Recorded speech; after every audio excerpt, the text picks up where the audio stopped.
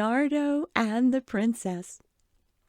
Once there lived a king who had 2 sons, and though they were twins, they were as different as if they had been strangers. Nardo was kind and good, while his brother Stephen was greedy and selfish, never doing any one kindness. One day there came to the king's gates an old beggar man who asked for a night's lodging and food. The brothers were standing near, and Stephen told the servants to close the gates, that a palace was no place for beggars. "Stop," said Nardo to the servant. "A palace is just the place for beggars. Brother, we have a plenty and to spare. Let the poor man enter." The beggar thanked Nardo and said, "You shall never regret your kindness. Wear this ring, and whenever you wish for something money cannot buy, you shall have your wish." Nardo put the ring in his pocket and forgot all about it until he fell in love with a beautiful princess. And, like all lovers, he was afraid she did not love him. Then he remembered the old beggar man and the ring, and put it on and wished for the love of the beautiful princess. It happened that Stephen also loved the princess, but he knew she did not love him, and seeing the ring the old beggar had given Nardo on his hand one day, he remembered what the beggar had said when he gave his brother the ring. "I must have the ring," said Stephen. "Then I will have the love of the princess. Besides that, her father, the king, is old, and when he dies I shall be king in his place." But it was no easy matter to possess the ring, for Nardo was as big and strong as Stephen. There was no way to get the ring from off his finger unless he took it by force or could get some witch to weave a spell over him. And all this time the beautiful princess was in love with Nardo. Had he only known it, he needed no magic ring to win her love for him. One night, after trying in vain to get the ring, Stephen went to an old witch who lived in a cave by the sea, and asked her to get the ring for him, promising to make her rich if she would get it. The witch was greedy for gold, so one night, while Nardo slept, she crept into the palace, aided by the wicked Stephen, and cast a spell over Nardo, which made him forget the ring and also his love for the beautiful princess. Stephen, with the ring on his finger, felt that all was easy now, and he promptly forgot all about the old witch and the gold he promised her. The beautiful princess looked with sad eyes upon the now cold and indifferent Nardo. And while she did not love Stephen, she felt each day that she was being drawn to him, though she knew well enough she did not love anyone but Nardo. The old witch, however, helped the princess out of part of her troubles, for when she found that Stephen did not intend to give her the gold, she waited for him one day in the palace grounds, hidden behind a clump of bushes, and when he came out for a walk, she pointed her lean fingers at him and placed him under a spell, which made him follow her to her cave by the sea. Here she chained him to a rock and put a dragon to watch that he did not escape. But while the princess escaped marrying Stephen, he still possessed the ring which kept Nardo from remembering he had ever loved the princess. One night, when the princess was sitting in her window, looking at the moon and sighing over her lost lover and his love, she saw a nightingale caught by its wing in a tree. The tree was so close that the princess had only to reach out and rescue the poor bird and set it free.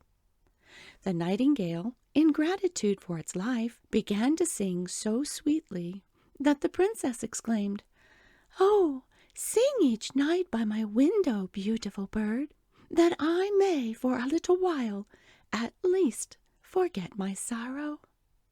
The hour of midnight was just then striking, and as the last stroke of 12 died away, the nightingale changed into a fairy. "I am powerless to use my magic until the hour of midnight strikes," said the little fairy. "I have chosen to become a nightingale until then, and the queen will not give me the power of a fairy until I change my form to one. If it had not been for your kindness, I might never have become a fairy again. For the nightingale's wing would have been broken, and no imperfect creature can reclaim its form once it has changed from a fairy. If I can help you, tell me, and I will go to the queen and ask to remain a fairy. And then, no matter how hard the task you set, I am sure I can make you happy." Of course, the princess did not know about the magic ring, and she could only tell the fairy how once she felt sure that Nardo loved her, and then suddenly he had changed and would not notice her at all. The fairy listened to the princess and told her not to worry, that she was sure there was something wrong, that Nardo still loved her, and at midnight the next night she would return. And away she flittered in the moonlight, leaving the princess happier than she had been for many a day. It took the fairy but a short time to unravel the mystery, and the next night, when the princess went to her window, she found the little fairy waiting for her, perched on the sill. "Do not grieve, my princess," said the fairy. "Nardo still loves you. It is all the work of his wicked brother Stephen, who loved you too." Then she told the princess the story of the ring, and how Stephen had got the old witch to get it for him, and that if he had given her the gold, he would have married the princess, in spite of all she could have done. "But if Nardo still loves me, why does he keep away? Why does he not tell me of his love?" asked the princess. "He will, my dear princess, when he remembers," said the fairy. "And there is where the difficult part comes in. We must get the ring or the stone. It is only the stone that holds the charm, but that is still on Stephen's finger, and to get near to him, the dragon must be overpowered." "Oh, I will send all my father's soldiers," said the princess. "They can kill the dragon, I am sure."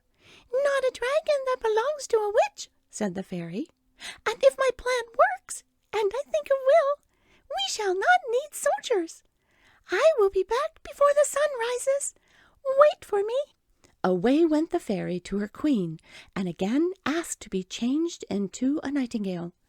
"It is to help someone in trouble, dear queen," she said, "and never again will I ask to change my form."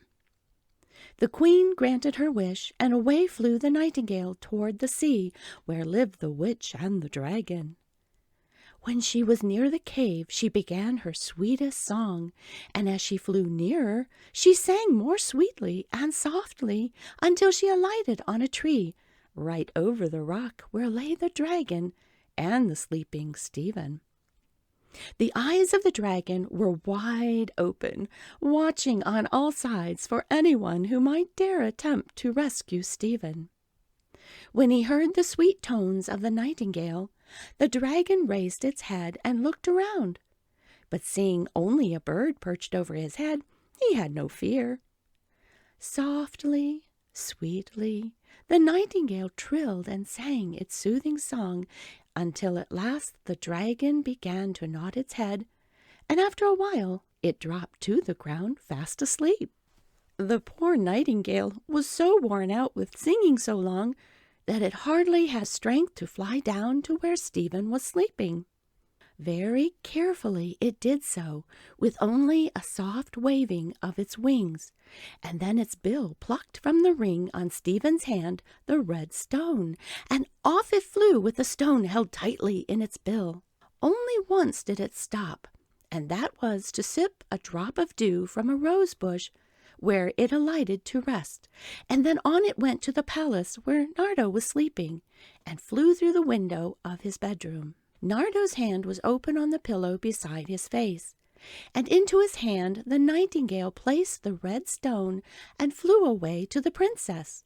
"Your lover will be here with the sun," she said, "and as it is not far from that time, I must fly to my queen."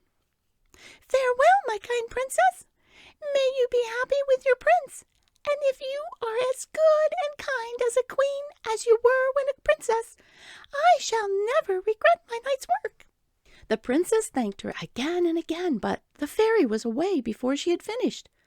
And just then the sun peeped through the trees, and at the same time the sound of horses' hoofs was heard coming along the road. The princess's cheeks grew red, for she knew it was her lover, and when she reached the palace door, there he was, just riding up. When the spell was broken for Nardo, it released poor Stephen from the power of the witch. The sea rolled in, and the wind shrieked among the trees, and the next thing Stephen knew, he was running through the forest toward his home. Of course, he was too much ashamed to tell of all that had happened to him, and said he had been hunting in the forest and lost his way.